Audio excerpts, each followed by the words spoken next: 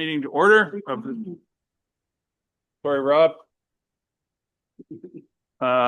It's 9:30, September 24th for our Budget and Finance Committee. We will call the meeting to order. Is there any declaration of interest related to any item on today's agenda? Not seeing any. If one should arise, you can declare it at any time. We don't have any delegations, I don't believe. Nope. So we'll move right on to items for discussion and direction or direction. We're going to have a presentation on capital from long-term care. Miss Jennifer is here this morning to lead us through that. So Jen, the floor is yours. Welcome. Thank you, Mr. Chair. Good morning, committee. Okay. Minor detail, really. And are you, okay.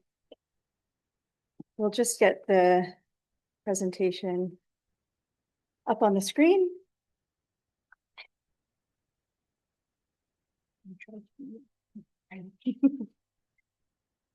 All right. Good morning. Nice to see everyone.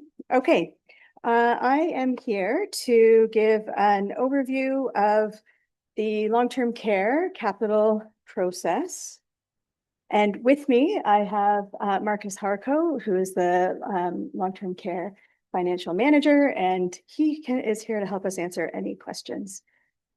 So the presentation is just going to give you a little bit of information, a high-level overview of the department, our funding sources, what we see as capital assets, how we go about identifying and timing our projects, determining and tracking the budget, a little bit about Rockwood Terrace redevelopment, and some home-specific highlights.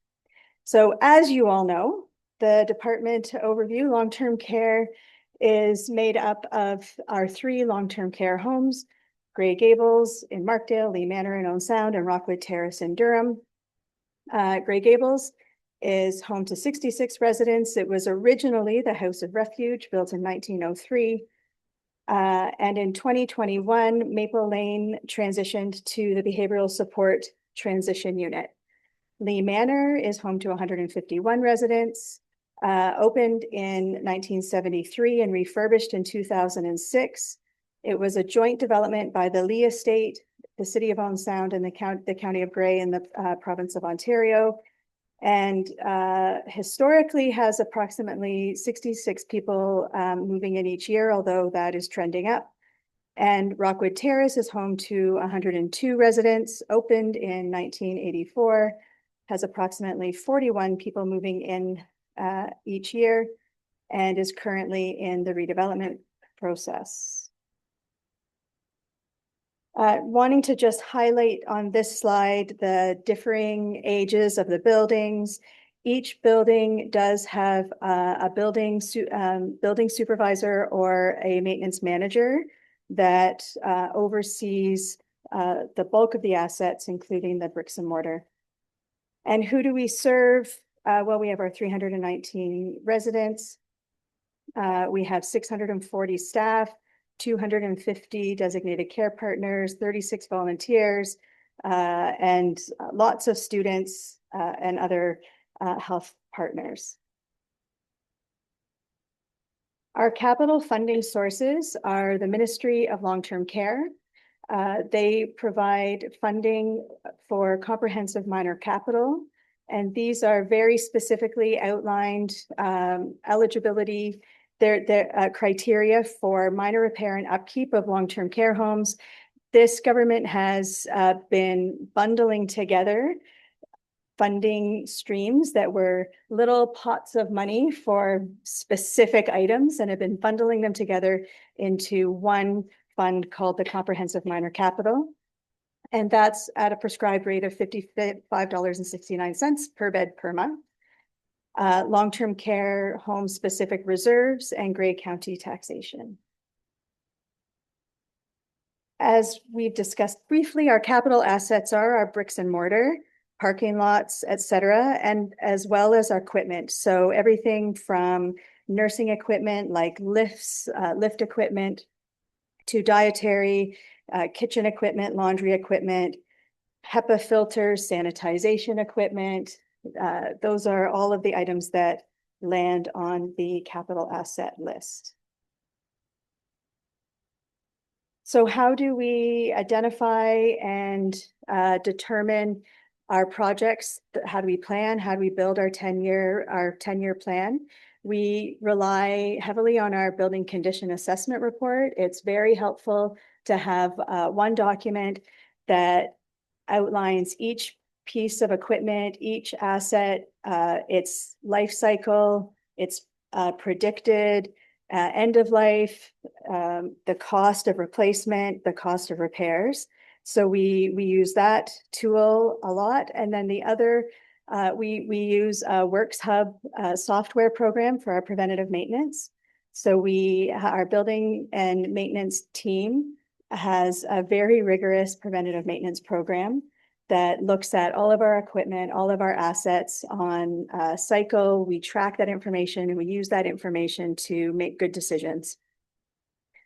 We have items bundled into ongoing cycles like beds, mattresses, and lifts. As I said, we review our asset condition regularly to adjust the replacement. We have our partners supporting us with our lifts is Arjo.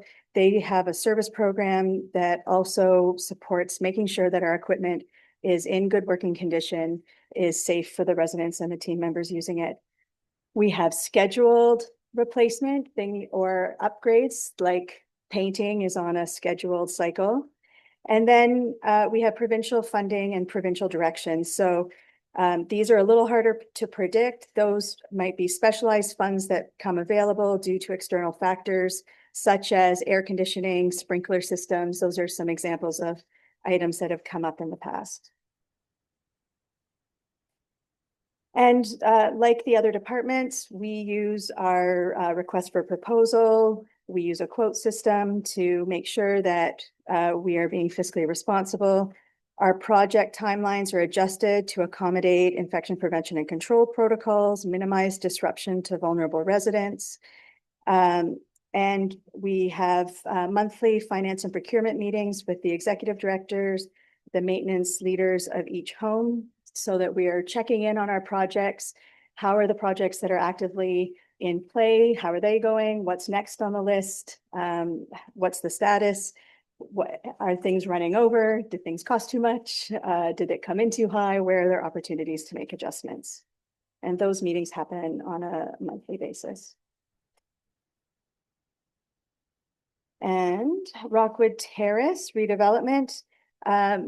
For members of this committee that have been part of the Long-Term Care Committee of Management and our discussions for budget and capital planning for Rockwood Terrace over the years, you will recall that we've been only making repairs at Rockwood for risk and safety. So we're holding off on making significant repairs if we're able to make the item safe and then move it over to the new build.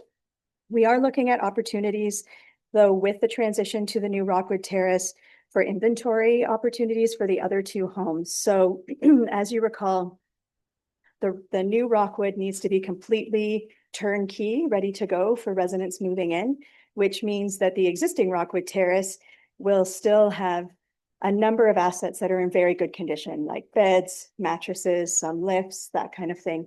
So we're looking at opportunities to perhaps take a bit of a holiday in purchasing new beds and mattresses for Grey Gables and Lee Manor, if we're able to have some of the good condition equipment from Rockwood go to the other two homes. So we're in the stages of exploring that.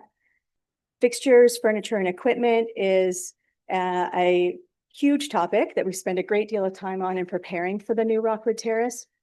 And it gives us an opportunity to look at leading practice and opportunities to be more efficient and upgrade assets in the other two homes. And operational readiness for 2026, just wanted to note that there is a report coming to the task force this afternoon talking about that operational readiness and the budget impacts of having two buildings running at the same time for a short period of time. And finally, just some home-specific examples of items that are on the 10-year capital. So at Grey Gables, there's an ongoing cycle of replacement for copper replacement. The plumbing fixture is a 2025 to 2028 project. So we try to look at opportunities to be successful in having our capital projects happen and spread that over a period of time. We can't go in and replace 66 plumbing fixtures all in 1 year. And then nurse call replacement, you'll see it on Grey Gables and Lee Manor.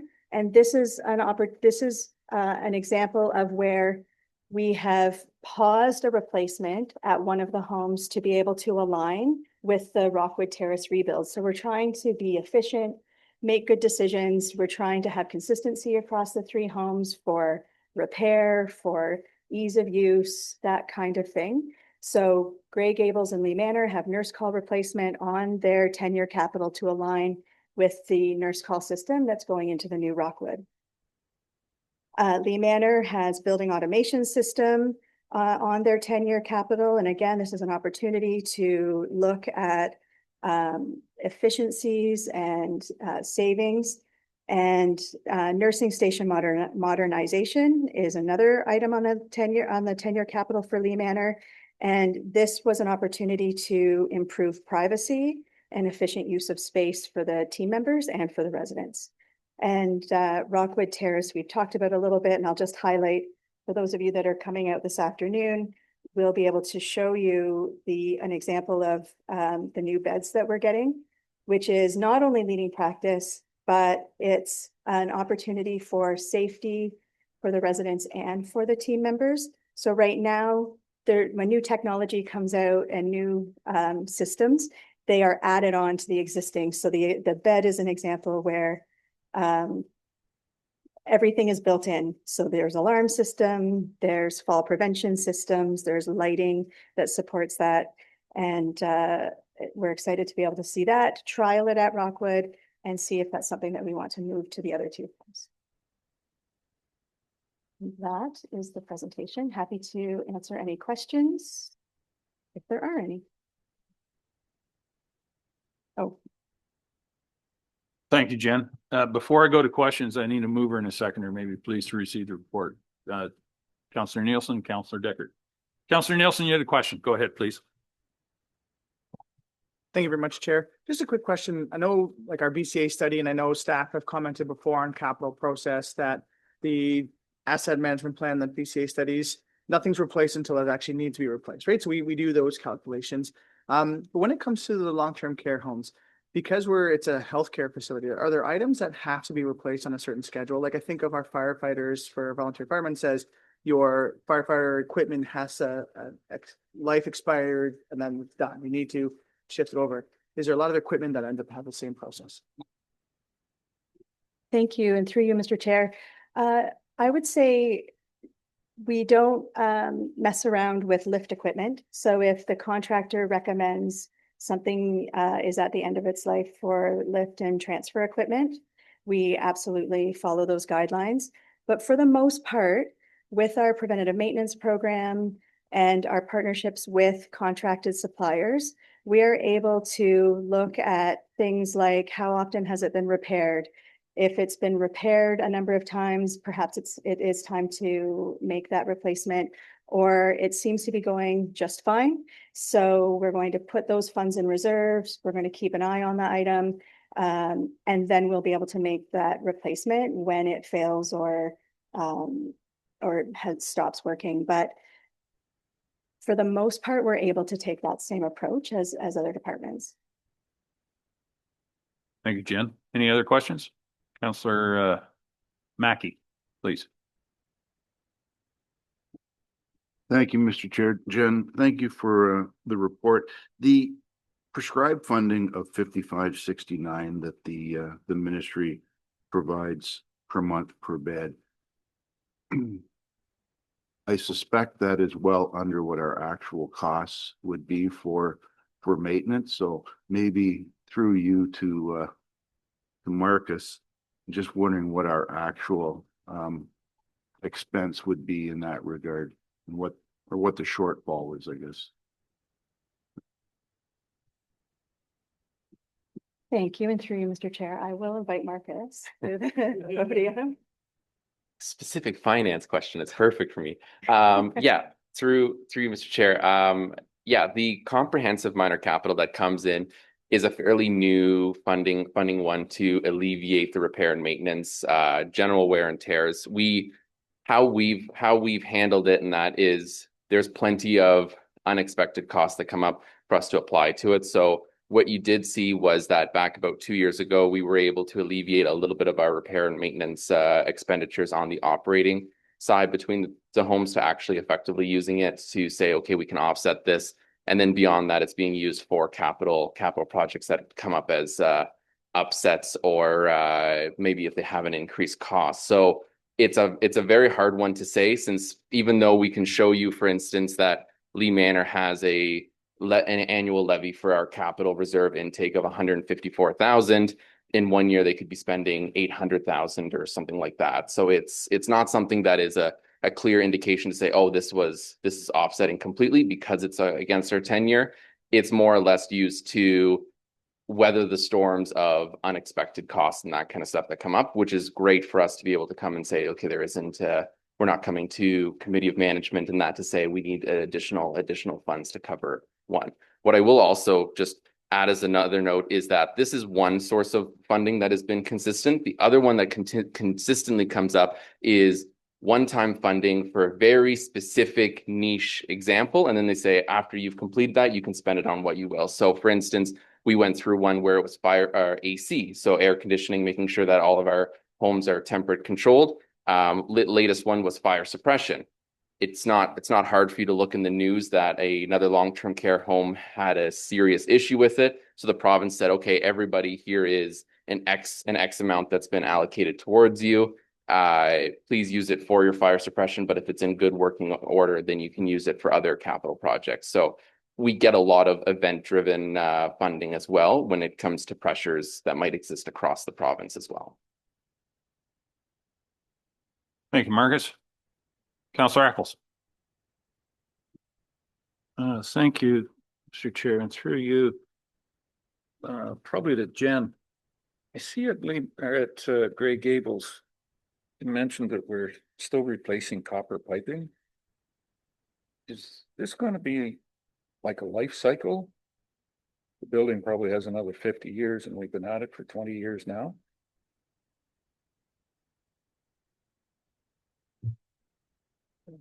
Oh, Thank you for the question through you, Mr. Chair.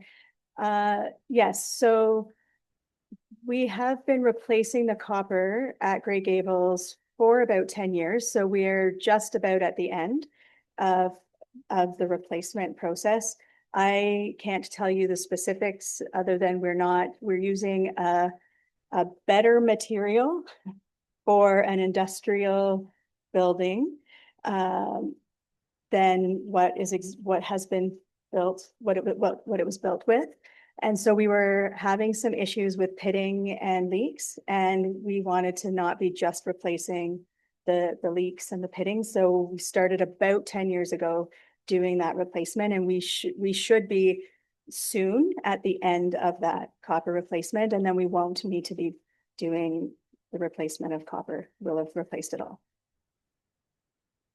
And the building is 25 years old. So I think that copper replacement need happened earlier than we would have anticipated. But we are at that 25-year mark where we're starting to see items that need to be replaced, unfortunately.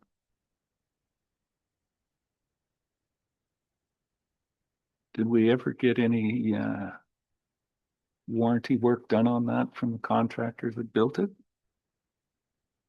Or are we expecting that check to come soon? Thank you, and through you, Mr. Chair. When I joined the team, the time for warranty would have passed. So I don't know if anyone has memory before that. I suspected you might. But Marcus did indicate he had something that he wanted to add around that copper replacement. Maybe not even just Okay. copper replacement, but when in regards to warranty has become it's a rising issue or thorn in our side for a lot of these things. So for instance, last year, 2 years ago, we did a fairly significant air handler expansion and replacement to Lee Manor. And last year, one of the condensers failed on us at it was at 12 months and 18 days. And the warranty was for exactly 12 months. And they said, well, too bad, so sad. So we've been experiencing it across the board that a lot of these warranties that we might have aren't exactly the most wholesome, oh yeah, we'll honor that, or we have some goodwill, faith, or anything like that. So unfortunately, that's a rising trend, at least with us. I imagine it is with the rest of the county as well. I will just add that these experiences have not been for naught. We've made sure that these are the kinds of questions that we asked during the design stage for the Rockwood Terrace build, to make sure that we don't find ourselves as much as possible in a similar situation. Thank you. Sometimes those warranties can be a bit of a pipe dream. Councillor Gregg. Thank you, Deputy Warden. A pleasure to be sitting on this side with you today. So you've got some company over here. It's us versus them. I do have a question kind of falling out of Councillor Mackey's question. Yes, this is capital budget, but a little bit of his question struck me as a level of service. And I'm wondering, do you get comparatives from the private sector, private long-term care homes, in terms of comparing costs? Councillor Mackey's question was funding versus the deficit to the actual cost of repairs. Can you stack that against what it is in the private realm?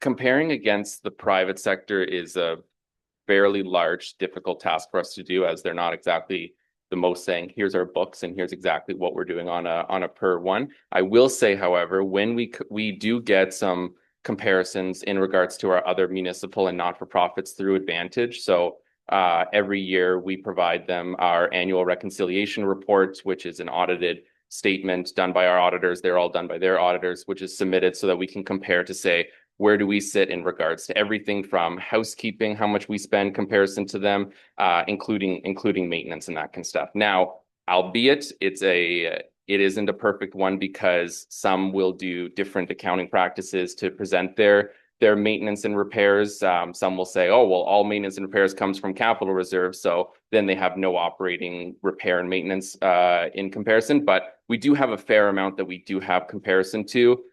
For the most part, in that we present on that level of service with them, and we sit well within like the middle of the mark, sometimes on the higher end. It depends on exactly which home you're looking at and which region. But we do sit, it's not that we're sitting anywhere saying that we're nowhere that in the finance world, we're not concerned saying, oh my God, we're replacing things comparison to our peers that it has a slight scuff and we say throw it out, but we're also not at the bottom of the line saying, well, it broke down, but if you kick it really good, we can use it the next day. So at least we're sitting in a good spot that way. The only other thing to point at least in the trending, at least this is more on the redevelopment side, is that with redevelopment, especially when we're looking at the private sector, is that when we redevelop it, we get funding from the province as the construction fund subsidy to help cover the costs and everything with it. A for-profit will and has budgeted it and made sure that their useful life of the home is exactly to the amount of the funding. So they'll say, yes, after the 25 years, we are done with it. It is going by the wayside. Whereas we do have an overall look to say, look, we want to put the best thing in here or close to, so that we have a longer useful life, because we're not in the world of just saying after 25 years, we're closing the doors and opening up a new one, or saying, well, sorry, because the province isn't giving it to us, we're not going to extend or have a longer useful life. Thank you, Marcus. Follow up? Go on. Thanks for that response. Just a quick question then, some of that type of reporting from Advantage. I mean, you've got private sector accounting versus fund accounting or public accounting systems, but accountants can figure that stuff out. Does it get reported in some degree back through the Long-Term Care Committee of Management? They take a look at some of those items in terms of level of service? Thank you. And through you, Mr. Chair. Not directly. That is something that we could look at if the committee was interested. We use that information and data as part of our budget lab, our budget building process. We also internally, Marcus has done an amazing job building dashboards for us and some comparative data so that we're looking at a per resident day level, so that we're looking to see how do the homes align across against each other. Do we have one home that it costs a lot more per resident day for this item than another home? Why is that? Is there a good reason at Grey Gables, for example, because of the layout and home areas that are 22 residents, that can equate to a higher cost per resident day than 150 and 101. So we do that at our own organization level. Then we use that data from Advantage to do a comparison across similar size long-term care operators across the province that are not-for-profit, municipal, or charitable, and do again that test back to say, are we an outlier? Where are there opportunities? And then because we're members of Advantage, we can reach out to Advantage and say, hey, we seem to be an outlier here. Can you get us connected with some of these homes and we can have those conversations? So all that to say, the report itself doesn't come to Committee of Management, but it is part of the work, the tools that we use to be as fiscally responsible as we can. Oops. Any other questions? Well, thank you very much, Jennifer and Marcus. I'll call the question. All those in favor? That is carried. Moving on to the next report, we have staffing requests and for 2026 budget and the 2027 forecast. And Niall is here to give the gospel on that. Oh.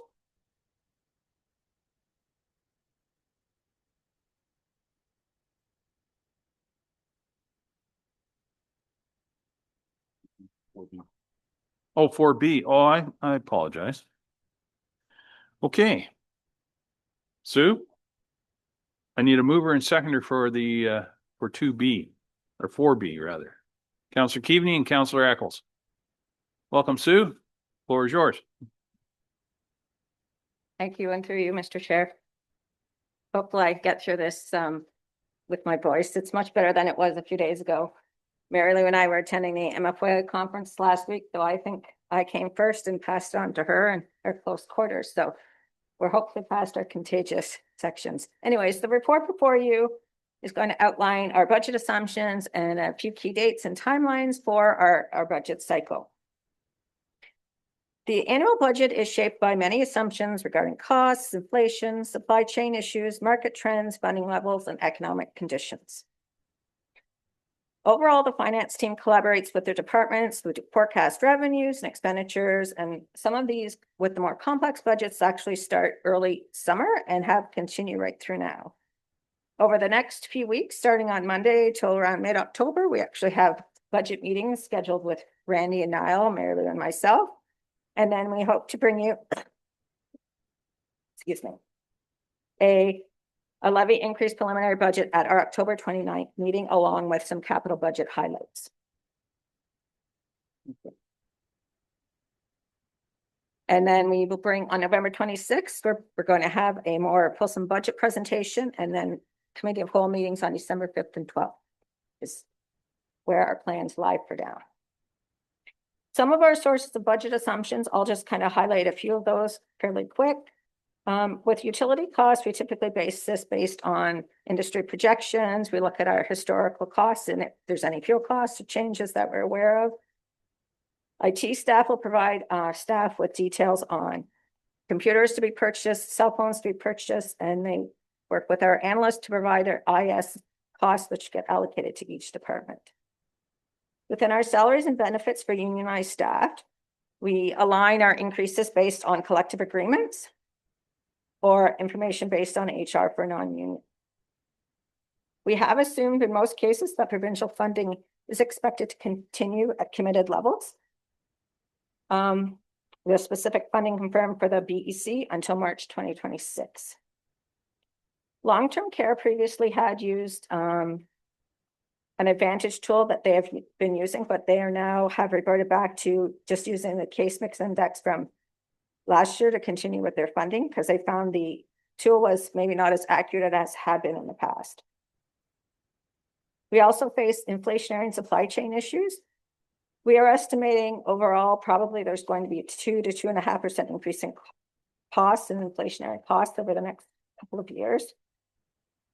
We have, with our investment income, we have estimated a slight gradual decline.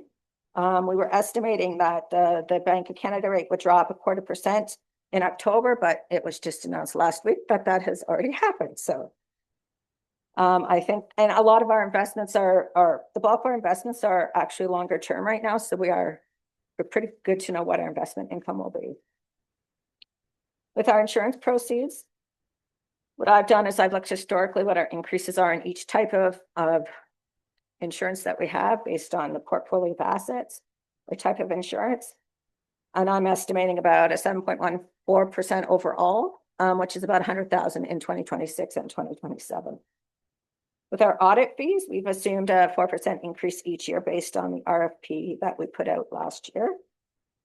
With the health unit, I had a very brief exchange with their senior manager of finance. Based on previous announcements, we were told up until 2026, the base funding for the health unit was likely going to increase by 1%. So we have assumed that for 2026 and 2027, that it will both be 1%. We have been offsetting some of those expenditures with reserve funding based on a couple of years ago when the funding levels changed so that it would mitigate our increase. So it's slowly increasing a bit. We have assumed within this that our tax policy adjustment that will be ranking back our multi-res rate by 0.25% along with the City of Owens Act. With our Canada Community Building Fund, that funding is secure for us until 2028. So that those amounts are secure in our budget of just a little over 3.3 in 2026 and 3.4 in 2027 and 2028. We had assumed, we recently got our OSIF announcement last week, which was after this report was done. We did actually hear from the Ministry of Infrastructure last week at MFOA that in 2026, the allocation and the way that the OSIF funding is calculated is now going to be based on a current replacement data that we currently have been submitting for the last couple of years. This will take place for the 2026 budget year, and they did say that the swing would only be 10%. So you're either going to go up max 10 or below 10, which previously was 15. So in this year's, the Grey County received about 11.3% increase over their allotment for last year. So that was a bit of a plus for us this year to get a little bit of extra money. So when I look at that, I think, okay, we're still trending up above between the 10 and the 15. So in my mind, to me, that probably means like we shouldn't hopefully see a large decrease, but when they change the formula, you never know. There are quite a few other larger items that are affecting our budgets this year. We are discussing planning efficiencies. So I've been meeting with Scott Taylor and Kara, our financial analyst, to work in the planning efficiencies and those lower tiers who have opted in or have asked to discuss. At this point, though, we are taking the approach that it will be a net levy zero impact. So either whatever costs we determine will either be covered by revenue or other fees. Because I think Randy, based on his previous meetings, everyone is sort of budgeting status quo because we're still quite preliminary and there's still lots of items to discuss. We do know that the roads exchanges are occurring and there was a report. So there is an inclusion of just over 1.2 million in the levy for that this year in our roads transportation expense. And as Jen mentioned, there are Rockwood redevelopment. There will be some one-time costs that, because the homes have to operate at the same time, so we're still finalizing those. And those will be in the budget. And we're also facing some unanticipated wage and salary pressures. In preparing this budget, and discussing this with HR, the director of HR, Jen Moreau, there have been several business units where, based on other items that have happened or other agreements that have happened in different places, we have been highlighted some salary disparity with some of our comparators. So they are currently looking at just seeing where that lies and how that's going to impact us in our 2026 and 2027 budgets. And we also have some prior decisions that will affect future budgets. We're increasing the levy just over 1.7 million for our asset management plan. In a previous report, the FRBFC-13-25, there was a healthcare funding transfer that was set for 200,000. So that has been changed in this year's budget. It was 209.5 last year. And we're also setting aside the 1% levies for affordable housing reserve, as it's been in the budget in previous years. And that's sort of the main budgetary impacts and stuff that are affecting our budgets right now. I can tell you that our assessment growth as of yesterday was just a little over $1.5 million. So trending fairly well.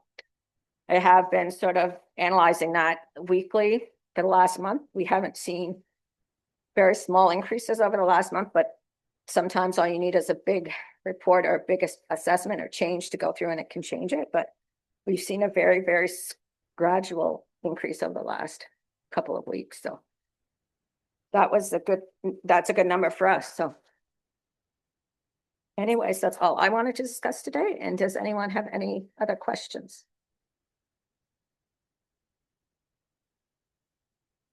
Thank you, Sue. Questions? I see the warden has joined us online. Maybe she's been there the whole time and I never noticed, but in any case, welcome, warden. Questions?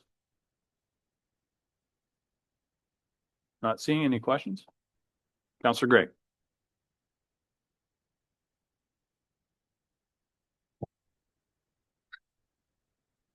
Feels different sitting in this chair, but I figured it's like a dishwasher. You have to use it sooner or later. It's just not going to work when you go to use it. So thought someone's better sit in this chair or be another chair in the budget.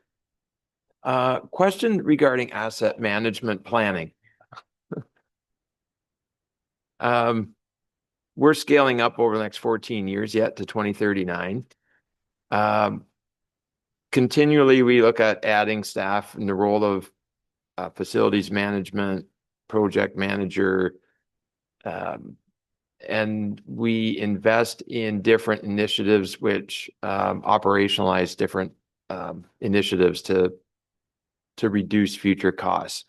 Do we adopt some of that in terms of preparing the asset management projections? And secondly, in the last several years, in terms of capital projects and the amount of external funding that's coming in as a percentage of funding those capital projects, is that aligned with our current asset management plan and future projections, or is there some maneuverability? We could always take the safe road and say, hey, let's plow $3 million a year away into asset management, but it's not responsible or practical to the general taxpayer to do it. So I'm just wondering, what kind of evaluation do we make on some of those conditions for asset management contribution?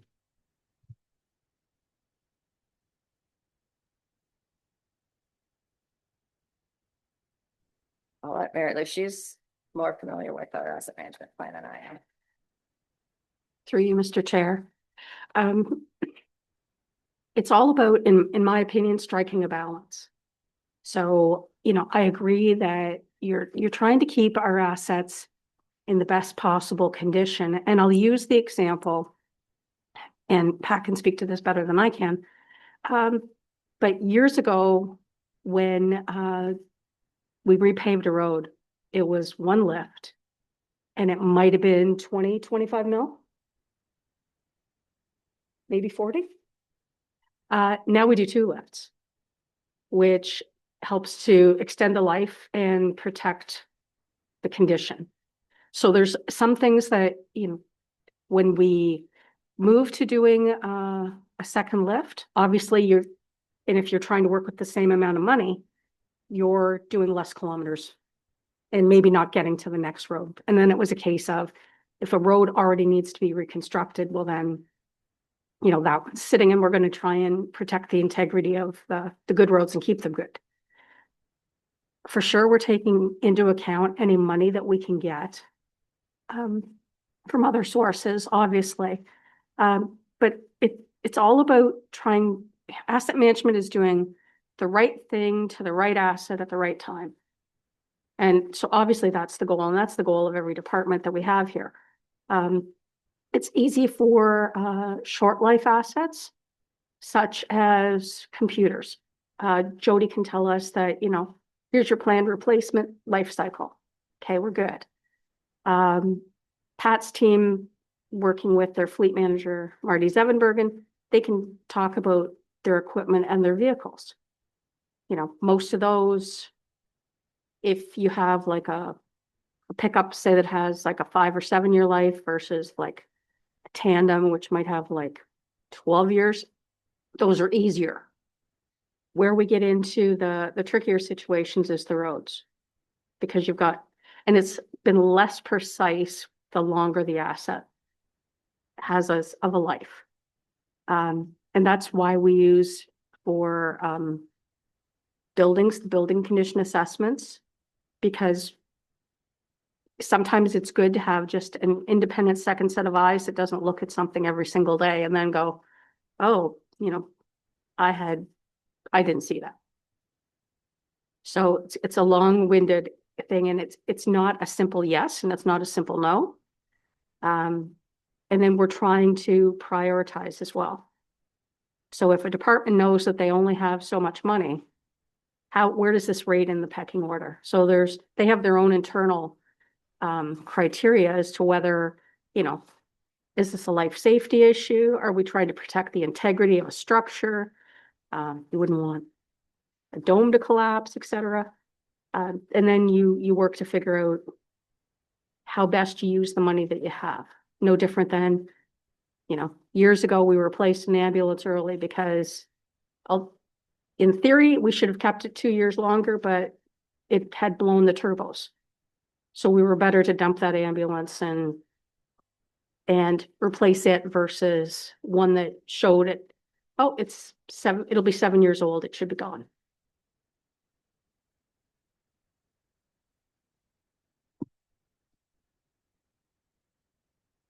Thank you, Sue. I'm going to go to the CEO here for a minute, please. Thank you for that. And thank you for that, Mary Lou, in terms of with respect to our asset management and making sure that I think the key thing is that, you know, we obviously use the best data, best information that we have available to us to be able to make some of those decisions in terms of what needs to be replaced, what's the time frame of what's to be replaced. I think, as you noted, Councillor Gregg, as we start looking at things like facilities management and doing more preventive maintenance, some of the key things we'll need to start then tracking is making sure that through that preventive maintenance work, are we extending the life of our assets as a result of that? So we can have some benchmark data to be able to determine, are we able to extend when we need to replace certain things, for example. So, and I think for the most part, we're already doing a decent job of that from all of our building and facilities supervisors and operations. But to coordinate that in a way across the corporation to be able to hit the right mark, that sweet spot, so to speak, in terms of what needs to be replaced when. But prior to that, can we make sure we're doing preventive maintenance best practices to extend the life of our assets? So, so I think that's going to be a key main focus over the next a couple of years to be able to really dig into that and see how we can improve, and then hopefully in the end see some cost savings as a result of some of those best practices that we can roll out across the corporation. Thanks for that Next question is an easy one. It's has to do with the removal of the carbon charge. Our staff going through some of those line items such as fuels, the most obvious that has become inflated in the last several years as that's been a component of the cost and anticipating 26 projections that recognize the removal of that carbon charge. Thank you for the question. The answer is yes. So it's a two-part, for the departments that either if they have to look at their consumption as well. So you look at the cost, the unit cost, and then you're looking at the consumption. So do we expect the consumption would remain somewhat consistent? And then if you reduce the unit cost, then that should reduce that budget line item. But yes, that's absolutely been looked at. Thank you, Mary Lou. Any other questions? Councillor Nielsen. Thank you very much, Chair. Just if I cycle back a second to Councillor Gregg's comments on the asset management, just two things to address there from my own perspective. One, the money that we're suggesting, the assumption being made is that the money is being spent, not just thrown into a reserve for asset management. I think that's the practice here at the county, whereas it might be different in the lower tiers. But two, this year we've seen some significant changes in projected costs versus what actually came in through tender. So when we're seeing those shifts, because post-COVID, we saw significant increases in costs of materials. We're seeing a slight decrease now. With respect to the asset management and the funding we're putting in, are we trying to take that tender process into calculations? I know it's an estimate and the best guess, but are we reflecting the change based upon some of the realized numbers we saw in 2025?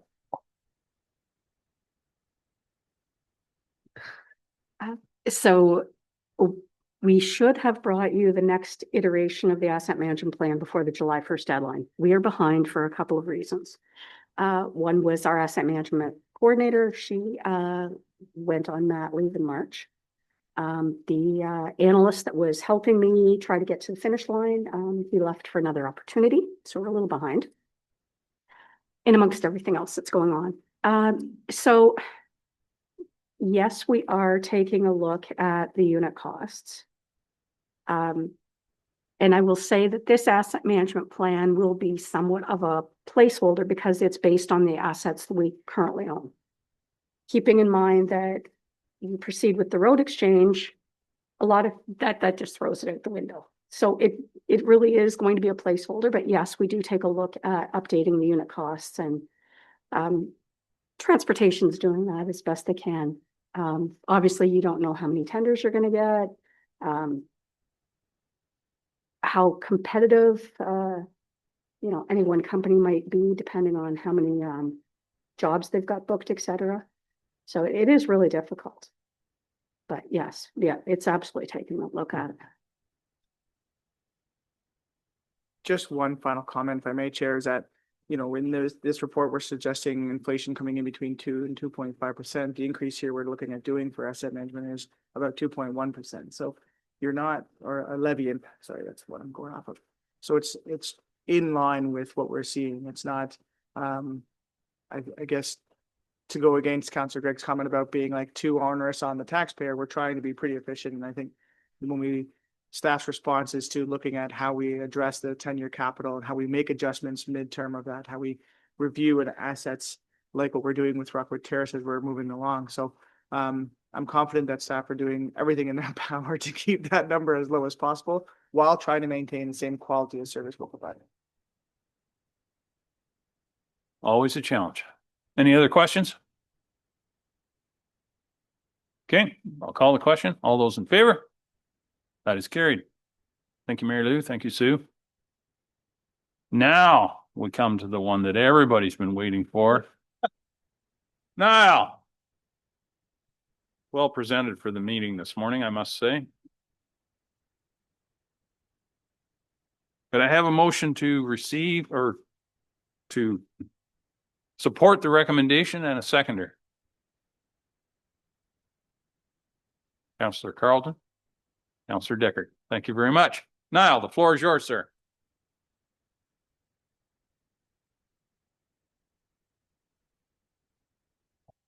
There we are. You see, that was the thing I was most nervous about coming into this room, and I failed this one set. I apologize, but thank you for the comment on my attire. Does that mean I can sit down and hands are going to go in the air and everything is good? Then it definitely has worked. Good morning, members of committee. I'm here to talk a little bit about staffing. And just like Jen said, she had a marker sitting behind her. I'm pleased I have an entire SMT sitting behind me to help out as we get into some of the difficult questions and the conversation as we move through this one. So over the last few months, the SMT team has been meeting to discuss the potential staffing needs for the county in 2026 and in 2027. And in having those conversations, we've really framed them in three key areas which are highlighted in the report. We've highlighted where the county is growing. As the county grows, as more people call Grey home, as more people are reliant on the services that we provide, and as the shift of those services changes over time, we need to respond to that growth. And as we've heard earlier today, we've seen assessment growth over the past year, and this is really the staffing element that responds to that assessment growth. That assessment growth comes from people being here, and so we have services which need to grow in response. So there are some pressures that we've identified within existing services that the county offer, where there is, as a result of growth, the need to add new staff resources into the team. These are not about service level changes. These are about adding staff to the Grey County team to be able to retain and maintain the existing service levels that we provide as we respond to that growth. The second bucket, if you will, of staffing pressures that we've identified as a team is those that are needed in terms of strategic plans. As county goes on, as the council meets and goes through its term, it's approving and it's endorsing master plans, strategic plans and strategies which lay out the long-term goals and aspirations for Grey County. And within those, there's work that's needed. Some of that work is reinforcing existing service levels. Some of it will be additional of new service levels. Some of it will be in areas which we have not worked in the past. When we look at those strategic plans and those master plans and try to interpret the direction of council, there is a pressure that's placed on staffing at times, either new staffing, reallocation of staffing, or additional complements of staffing that are needed to help deliver on those. The third bucket that we looked at is where the county needs to be smarter in the way in which it works. And so as time goes on, there are things that change. We've talked a little bit about asset management today. Over the last few meetings, we've talked about various different tools and technologies that are coming on board, which enable the county to become smarter, find efficiencies and effectiveness in the way in which we deliver services, meaning we can do more for more people without necessarily seeing a corresponding growth in the resourcing that we need to be able to do that. So this bucket's the continuous improvement bucket. It's when we look at the tasks that we're doing, look to see if there are different ways in which we can do it, look to see if there are pieces missing that would, if they were added, would allow us to be smarter in the way in which we make decisions. And so that's the third bucket that we looked at as a team. We then have tried to apply those two buckets across the 2 years of budget. Probably going to spend more time focusing on the 2026 year and stress the fact that the positions and the pressures that we see in 2027 are subject to 12 months of further review and refinement, indeed 18 months of further review and refinement as we move towards 2027.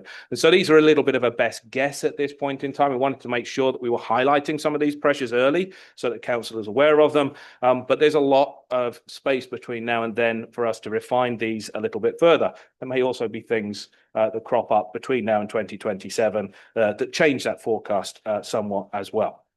So focusing on 2026, we've highlighted 4 positions that we think need to be added to the team in 2026. The first 2 being growth-related pressures. So that's a duty supervisor for the paramedic services and a mechanic for the transportation team.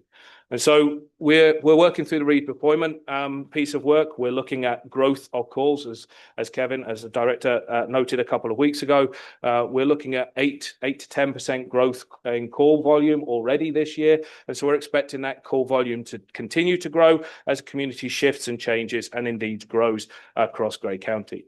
The redeployment strategy helps articulate where we need to apply resourcing in the future to be able to respond to that. And 2026 will see another year of the rollout of that program. But over the last few months, we've noted the need for adding an additional duty supervisor to the team. This has a relatively negligible overall budget cost because this is actually offsetting a spend that we have in terms of relying on some of our unionized staff to step into the AR supervisor role periodically. So you'll see that the budget impact of this is nowhere near the same size as the actual position itself.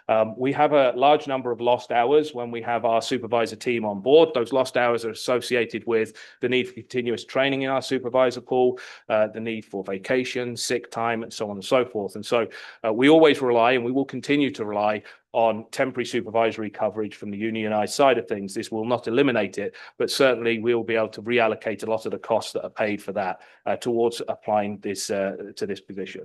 The float nature of the position means that it can just go where we need it to go. It's not fixed to a particular shift or a particular base or a particular area.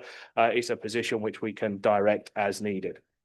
I'll admit, if we go any further into lost time hours conversation at this point, Garrett is going to become my best friend because it's taken me some time to wrap my head around it. There's been some very big spreadsheets on my wall as I've tried to work my head around it, but I am by no means the expert in that side of things. In the transportation side of things, we're looking for a mechanic. We've seen our fleet grow, and as our fleet's grown, without a corresponding increase in the mechanic staffing, we've seen a shift in the way in which we're doing maintenance. And Pat, correct me if I'm wrong, but whereas we would like to be aiming for around about 70% of our work to be proactive, trying to avoid problems from happening, and about 30% of the work being reactive in nature, we've actually seen that figure flip. And we're now seeing about 70% of our work being more reactive and only 30% of it being proactive. So we'd like to try and restabilize that balance and get back to being a bit ahead of the curve.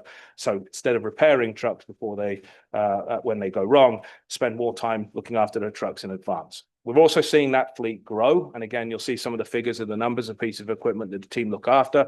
We're forecasting that growth continuing over the future years. And again, having that mechanic on board to be able to support that growth is something that we've identified as a priority for 2026. The law clerk is also growth related. Sorry, I should have flagged that one as a growth related position as well. We have a small but highly dedicated legal team at Grey County who are dealing with an incredible amount of work. I'm part of an email group called Group Agreements. Every single one of our agreements goes through our legal team to review, make sure when we put our signatures on the bottom line, we're doing so with their support and not making sure that we're keeping the county straight.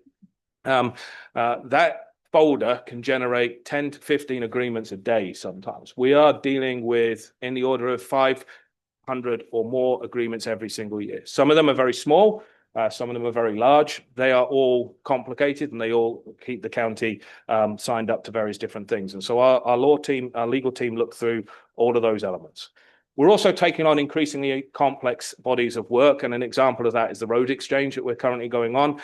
The road exchange involves a complicated dealing of property transition matters across the whole breadth and width of the county. And so we're having to make sure that we've got the right title inventories done, title searches are being done, and we are transferring lands between our lower tier municipalities, member municipalities, and ourselves, and vice versa, appropriately as we go through that process. We're finding ourselves getting into complex builds, such as the Rockwood Terrace, which involves a significant amount of legal review. Overall, what we're seeing is that the amount of work that the legal team is facing is beyond their capacity to be able to handle, and they are relying increasingly on outside counsel. There are times where it's unique and specific pieces of work where outside counsel is entirely appropriate to be lent on. But we've identified that particularly with some of the big projects like the road exchange, it would be far more cost effective to bring that work in-house and add a law clerk into the team to help support that work. The last one for 2026 is a coordinator of climate and environmental initiatives. And there's some detail in the report, but this is really related to the Going Green in Grey and the declaration of a climate emergency that Council has made, and the need for us to continue advancing the Going Green in Grey plan. So at this point in time, we're reliant on just a single member of staff in that team. And as Council will recall, a number of years ago, that team was funded with 3 full-time staff. So we are now on a significantly depleted staff resource within the Climate Environmental Initiatives team. And so looking for this role to be able to help us get back on track with implementing Going Green in Grey and bringing back reports on the ways in which we're making advancements in that work. We do still have staff working on two specific projects. So Future Ready, which we've seen over the last few weeks, is just getting up and going, and Resilient Grey. Those two bodies of work are going on. They're kind of supplemental to and complementary of the Going Green in Grey plan, but they are separate bodies of work, and both are filled with contract positions. So our existing contract positions have now come to an end, leaving us with just the manager in the team. We're also looking to advance 2 new student positions in 2026. As we've gone through the conversations, these will be applied in our long-term care sector and in, and I've completely drawn a blank on where the second one is going to go. Sorry. Clerks, there we go. So 2 student positions in 2026. And the need for these 2 student positions is the students provide a critical set of extra hands during the summer season when they're on break from college, university, and school. And it's our opportunity to be able to invest back somewhat into the community and hopefully bring forward some municipal leaders of tomorrow. So we see this very closely tied with the strategic plan and the workforce development parts within working together for success, the Grey County Plan. I will very briefly go over the ones in 2027 and then happily take questions or field questions to the team behind me as needed. So in 2027, we're continuing to see growth in the fleet. We'd like to add a second mechanic to the transportation services team, as I say, subject to review as we go forward, whether that would be necessary or not, but we're flagging that one as a growth pressure. We know that we need to do something around facilities management at the county. We've got a diverse portfolio of buildings. They're significant. They're a significant part of our asset.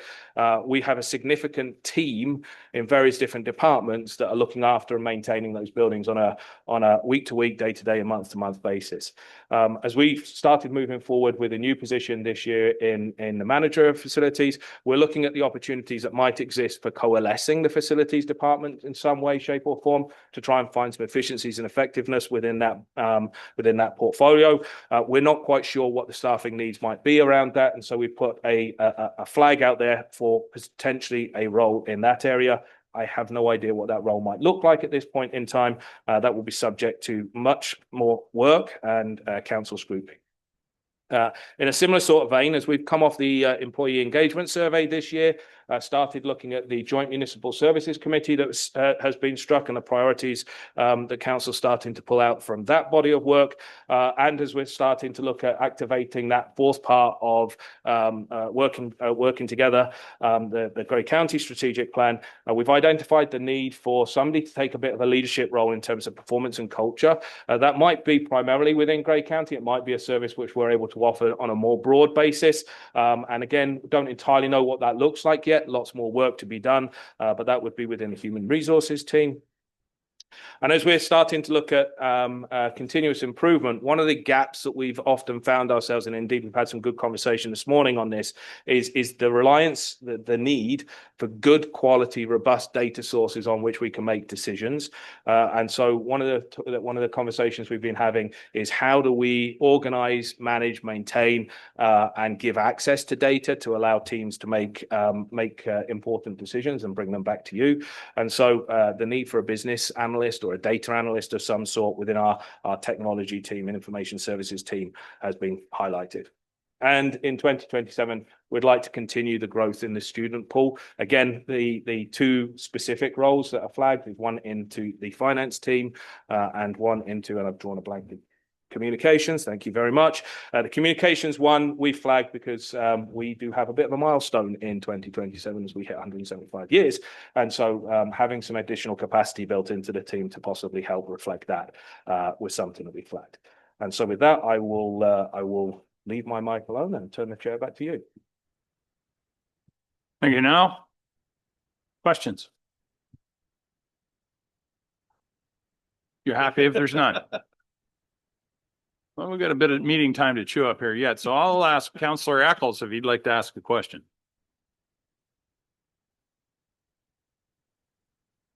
Coordinator of Climate and Environmental Initiatives want to put more staffing into that category.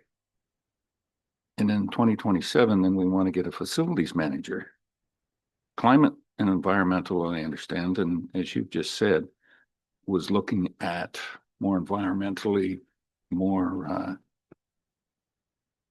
climate friendly actions within our facilities and whatnot. Would that not be, that would, so what I'm taking in then, that's just a stopgap from 2026 to 2027 when we have a facilities manager. Why? I'm just trying to figure out, if you've got this climate environmental that it's looking at everything about being more efficient, more effective in our buildings and in our services.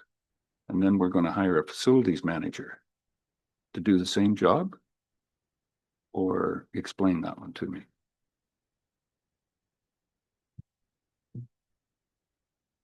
I get that on. Yes. Thank you for the question. So I'll take an initial crack. The two roles are quite different. So one of the gaps, and we've detailed in the report where we've got some existing gaps within the Going Green and Grey plan at this point in time. And really the gap we're trying to fill with the climate initiatives coordinator is in terms of the community engagement side of things. So within Going Green and Grey, it is both a corporate plan for us as an entity. It's also a community plan which covers the whole of Grey. And so one of the things that we currently have very limited capacity to be able to deliver on is that community outreach and the work where we can work with member municipalities and communities across Grey to find ways that they can both mitigate the changes, the ways in which we live and how they impact the environment and climate. And so that's one body of work. The second big body of work, which we're currently unable to resource, is really tracking the success of Going Green and Grey. And so this is where are the things that we've done that are making a measurable impact. So Going Green and Grey establishes incredibly ambitious targets of net zero by 2040. 50. There we go. 2050 community for net zero. That's an incredibly ambitious goal. And in order to get to that goal, we need to be able to track progress towards it. And at this point in time, we simply don't have the staff resourcing in place to be able to track that work. The facilities side of things, and facilities, you're quite correct, is one of the two single biggest drivers of our corporate emissions. The facility side of things, we are seeing that increasingly embedded into that facilities role, inspired by some of the work that has been done to date. And so you look at some of our recent builds, we're working towards net zero ready builds, not quite net zero yet. So we are looking at how our buildings contribute towards climate change in terms of building new. We are looking at the ways in which we can implement programs into our existing building stock to reduce its impact, and similarly and likewise in transportation and fleet, the other big driver. Those programs are embedded within the department areas. Every now and again, they need encouragement and support. And that would be something that this role would be able to bring, but they are separate. And so we would see a growth in a facilities department very much embedding climate, environment, and building sustainable buildings within it. But the coordinator role has that cross Grey, cross member municipality, and tracking piece embedded within it.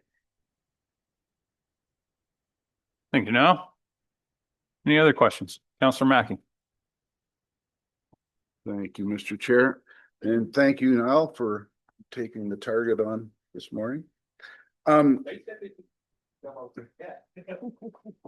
Sacrificial lamb, I believe. The climate change coordinator position, I think you mentioned overly ambitious. And I'm wondering if council needs to make some decisions around our Going Green and Grey and whether or not we've been overly ambitious. I think the federal government right now is recognizing that they may have been over the last 10 years and are certainly making some changes around, the year that they're going to mandate battery operated instead of gas engines. I think there is a change happening right now, more maybe a realistic change in what we can do, what we can't do, what we can afford to do. So I think we need to have a hard look at, some of the commitments that we've made around our whole climate we're doing our parts in lots of ways. I'm just not sure what we can afford to keep doing when I don't believe it's really our mandate anyways, but that's just my thoughts. Thanks.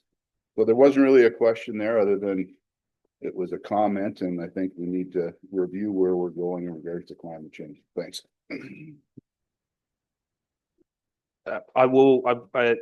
Noting it's a comment. I won't try to come back about what I think the word I used was ambitious, not necessarily overly ambitious. And certainly I think we have got some ambitious targets. I'd also say briefly, a low-hanging fruit goal that's easily achieved is not necessarily a stretch. It's sometimes nice to stretch ourselves, even if we end up failing. Councillor Nielsen. Thank you very much, Chair. Now, during your conversation about this position, you mentioned there's the two contracts, and forgive me with the back and forth a little bit on this file. Can you just remind myself, what is the staffing complement now? What contracts and staffing ends at the end of 2025? Where do we actually sit going into 2026? The report does suggest that the team of 3 was established, but I believe we're less than that, official full-timers. Can you just help me realize where we are now? Certainly, and through you, Mr. Chair. This does go back some time, obviously. Reading back through the decisions of council and directions associated with going green and grey, the intent was that this was to be staffed with a complement of 3 staff, 2 full-time permanent positions and 1 contract position. One of the 2 full-time permanent positions was changed to a contract role, I believe, as an example of budget pressures. So at that point, it was 3 full-time positions, which was made up of 1 permanent and 2 contracts. The permanent position being the manager, the 2 contracts both being coordinators. We've now come to the end of both those 2 contract coordinator positions, so we are left with a staffing complement of 1. Come 2026. In between times, for full transparency, in between times, we have taken on 2 additional programs, which are largely fully funded, being Future Ready and Resilient Grey, and they are supported by their own independent contracted staff. Thank you now. Councillor Gray. Thank you now for presenting this report today. I guess I don't have a lot of questions. There might be 1 or 2 questions through this. This is a little bit more of a concern I'm going to express. Hopefully, as the county has grown, we would find efficiencies across the corporation, and we would be able to leverage those efficiencies and normalize the increase to residents for taxes. In the last 5-6 years, our budgetary increase, so not just the tax levy, the budgetary increase of the county has been beyond significant. And I'm concerned when I hear again today that while we've had all this growth, yes, we're having pressures that come along with it, and we're having to hire new staff and add new roles. And we are going to have another document come back forward this year. That's not just a budgetary increase, but it's going to be a levy ask increase of 5, 6, 7%. And once you shake that tree down and then you change your multi-residential ratio and you actually impact people, now it's that 6 is 8, the 6 is 7.5. We haven't been able to find those savings or those efficiencies. This is my concern. If this was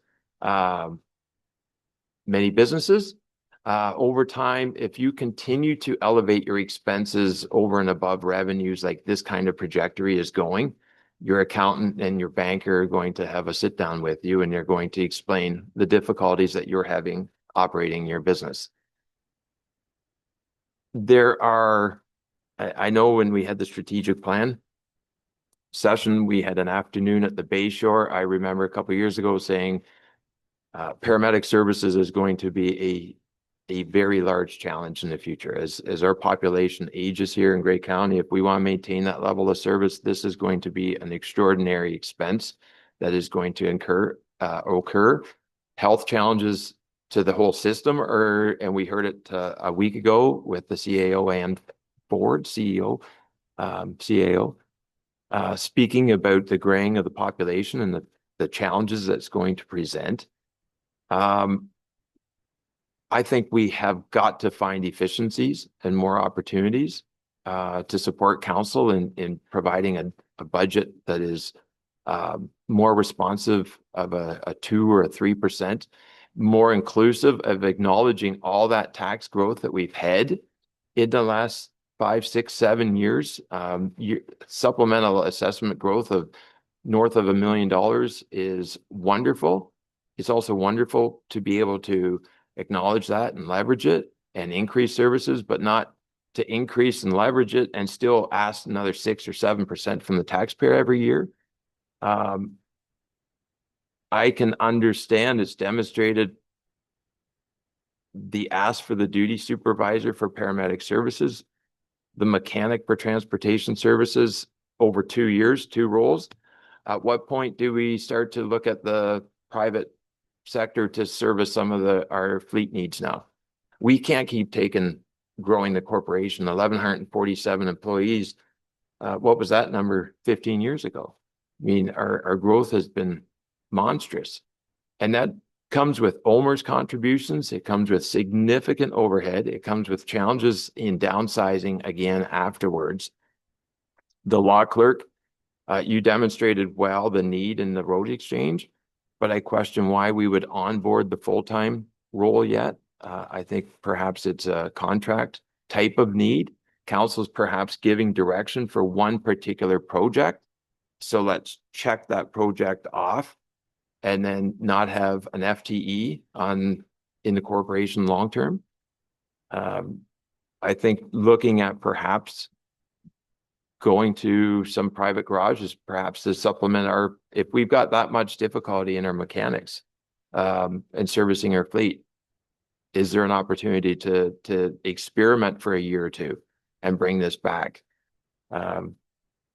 Again, the Climate and Environmental Initiative, there's a project that council set forward several years ago. There's objectives, but again, you put a project there, you try to check it off, and you try not to just onboard ongoing expenses that build year after year. So I'm concerned with how and I know it's council's prerogative. Council's the one that okays these projects. But I think it's about time council looks at the increase of the budget in the last 6, 7 years, the total budget and the continual ask for more and more and more. And we just have to recognize that some of us have more ability to pay, which is wonderful. But that shouldn't be taken for granted for those in the community that I saw a number, I think, in preparing our strategic plan in Owen Sound, we just forwarded this morning, household incomes of $71,000. And that's before tax.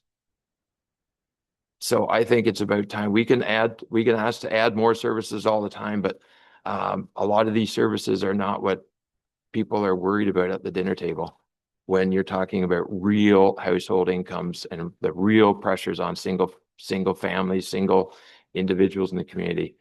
I think it would be good to take another stab at some of these rules before we just okay moving forward with them at this time. So not a lot of questions there. I guess there's one on the contract potential with the law clerk, but more concerns with onboarding the positions on a continuum.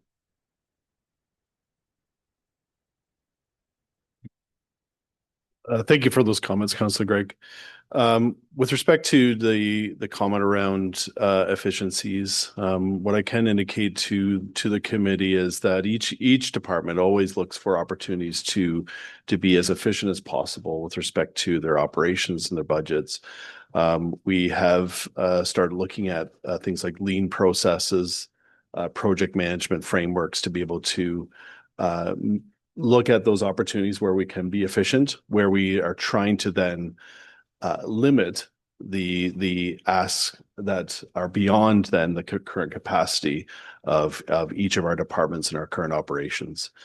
These asks, as lots of conversations before we even get to this a report that's being presented to the Budget and Finance Committee, which hopefully the committee is aware that you know, based on the conversations and discussions with the senior management team, Niall and myself, to look at what makes the most sense at this point in time based on the growth pressures and based on factoring in some of those other efficiencies that are ongoing. This is what we're proposing and recommending in terms of maintaining levels of service that we're able to provide based on what's currently on the docket, so to speak, what's currently on the plates of each of our respective departments. As Niall's clearly noted, you know, the duty supervisor, the mechanic, the law clerk, in terms of the question about the contract. So committee may recall that from our legal services team, we at one point had a director of legal services. We had a solicitor as well. Plus, we had two other positions within the legal services team. So at one point we did have 4. Right now we have 3. As Niall indicated, based on the volumes of work beyond just the road transfer project, we're still dealing with legacy property matters and issues from roads that were transferred a few years ago or a number of years ago that we're still dealing with. So just as an example, in terms of the volume of work, I think my recommendation would be to not make this a contract role. That I think the volume is there for sure to require a permanent law clerk role. This will help create efficiencies across the corporation. Right now, we're seeing a bit of a bottleneck when it comes to review of agreements, policies, and procedures, and it's just based on the volume that we currently have that's going through the corporation. And so that's why we're recommending and bringing this forward. And so when we look at these things, we're looking at it through a lens of what makes the most sense right now, based on the pressures that we're seeing corporately, that will help alleviate some of those pressures and create some efficiencies across the corporation. And that's what we're recommending, at least for the 2026. As Niall noted, we need to do some further review and analysis on the 2027. Those are placeholder positions at this point. We need to do some further analysis on what those positions will look like.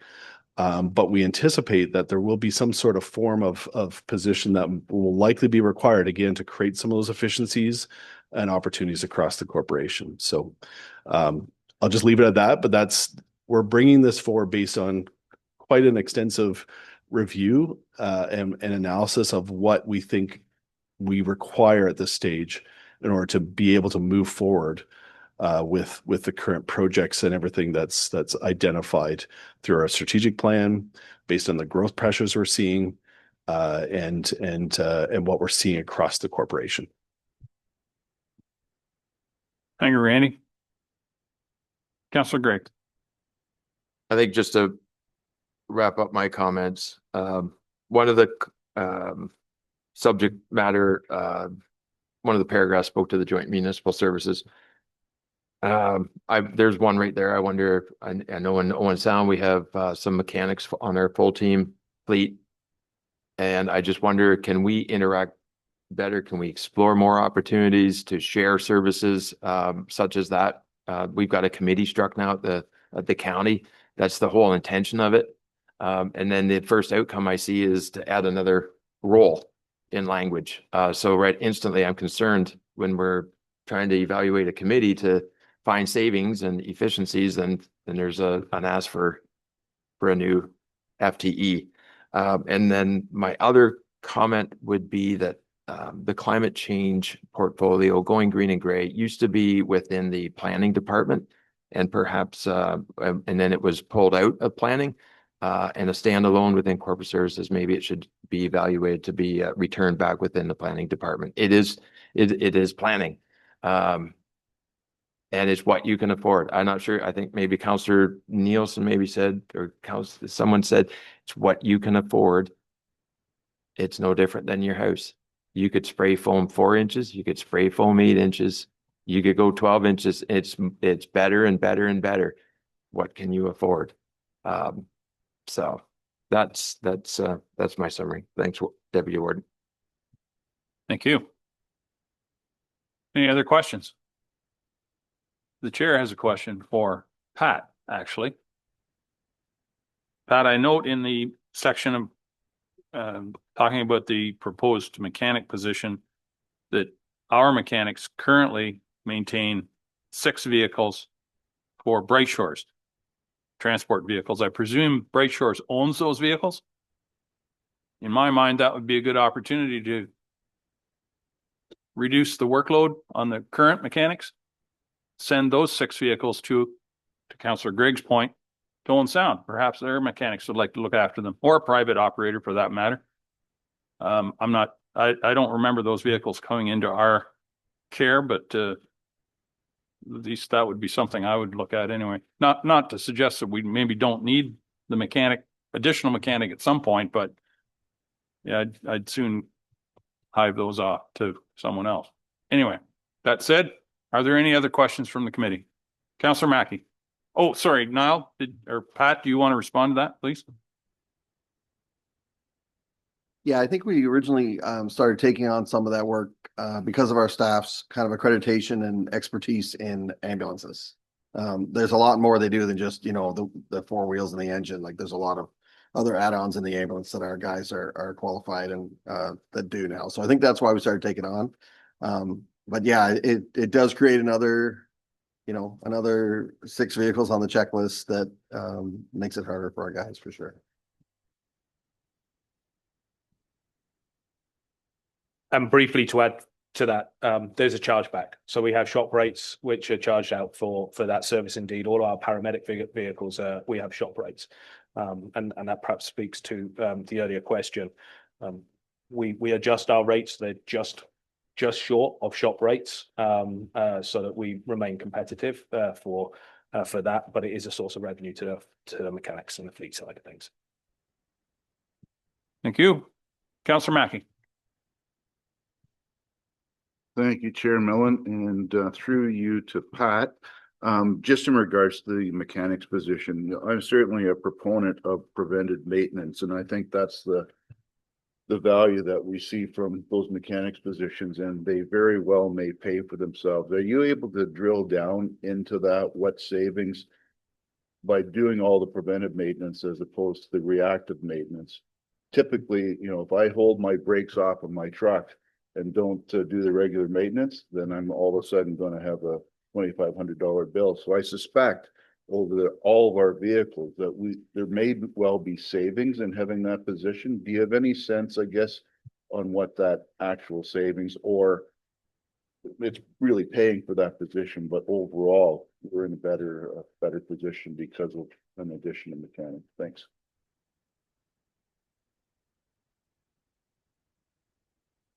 Yeah, through you, Mr. Chair. It's hard for me to quantify that exact number, but we know just from our experience that there is vehicles that are coming back because something fails on it that was there 2 months ago, that if we'd had time to do the preventive maintenance, then it wouldn't have to, right? So we're doing the best we can, and the guys do send some stuff out to private garages, but a combination of a lot of things. Our mechanic staff is, well, they're kind of the same age as me, which apparently I'm not a young man, I guess.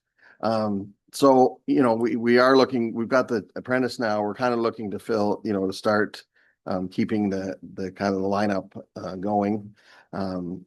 And there's been some sick time over the, incidents over the years or whatever, but it is one of those things where you just feel like your team is just really strained. And if we can get that preventive maintenance, then like you said, if we get the work to get it done, then it saves you future work. As it is, it's like that thing, you're always playing catch up. You can just never seem to get to the point that you're going to make the work easier on yourself. And that's kind of where we're at right now. We're just far enough behind that we just can't seem to get caught up. We just consistently are falling behind on preventative maintenance.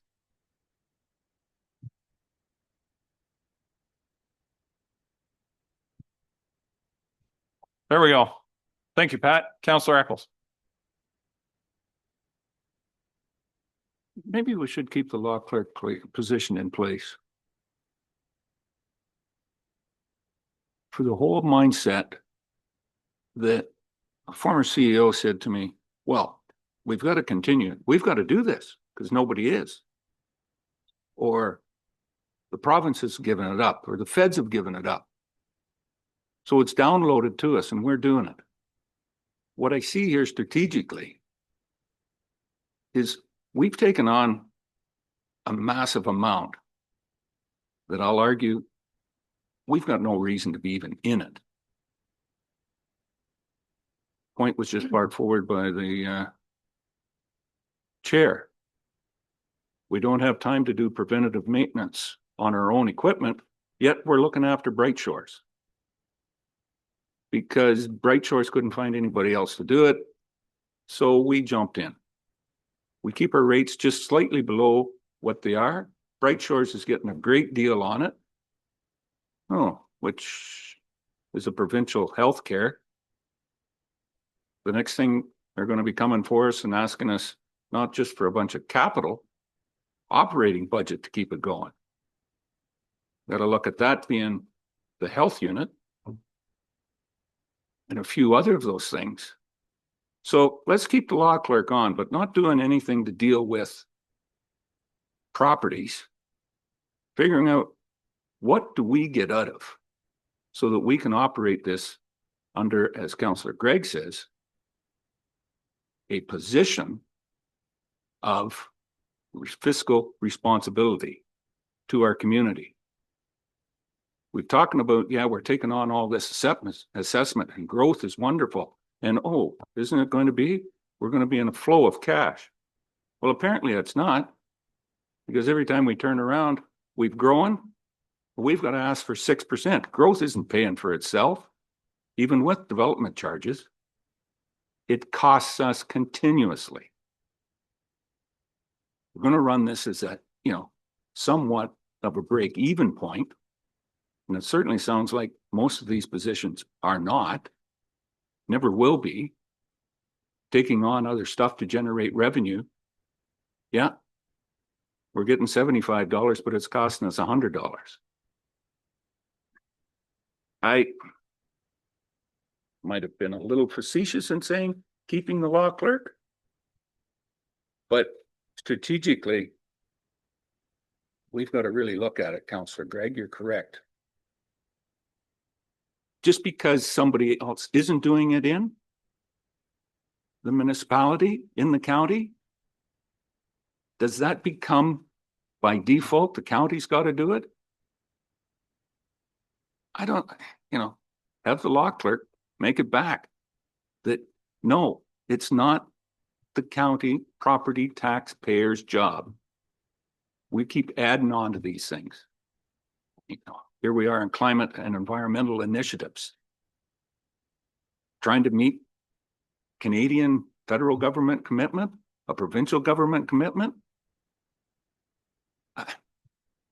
I really, and that's not really for today's discussion in this, but strategically, we keep going like this, by 2035, we'll have met the climate initiatives for sure, because nobody can afford to live here and everybody's going to disappear. So we won't need to worry about everybody driving here to the county. My rant for the morning. Thank you. No, I'm not promising, but I'll be quiet. So through you, Mr. Chair, so the 6 ambulance vehicles that we look after for Bright Shores bring in about $40,000 revenue over the last few years. Thank you for that now.